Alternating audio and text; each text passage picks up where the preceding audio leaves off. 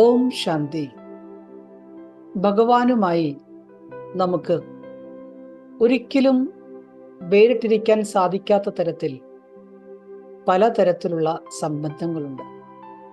അതായത് ഈശ്വരനുമായി നമുക്ക് ധാരാളം റിലേഷൻഷിപ്സ് ഉണ്ട്.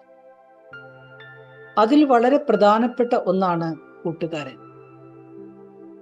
സ്വയം ഭഗവാൻ ഇപ്പോൾ കൂട്ടുകാരനായി നമ്മുടെ അടുക്കലേക്ക് വന്നിരിക്കുകയാണ്. അങ്ങനെയുള്ള ഈ സാഹചര്യത്തിൽ ഭഗവാനുമായി കൂട്ടുകൂടി ഭഗവാന്റെ കൂട്ടുകെട്ടിലിരുന്നു കൊണ്ട് എന്തൊരു നേട്ടമാണ് ഞാൻ നേടാൻ ആഗ്രഹിക്കുന്നത്.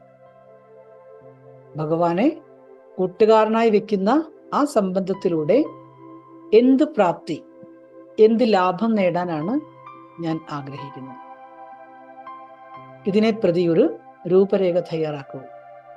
ഖുദാ ദോസ്തിനെ ഞാൻ എങ്ങനെ യൂട്ടിലൈസ് ചെയ്യണം, ഏതൊക്കെ രീതിയിലാണ് ആ സംബന്ധത്തിന് ലാഭം എടുക്കേണ്ടത്, അതിനെ ഞാൻ എങ്ങനെയുള്ള പുരുഷാർത്ഥം ചെയ്യണം, എൻ്റെ സങ്കല്പത്തെ ഏത് രീതിയിൽ ഞാൻ മെയിൻറ്റെയിൻ ചെയ്യണം, ചിന്തിച്ചു നോക്കൂ. ഓം ശാന്തി.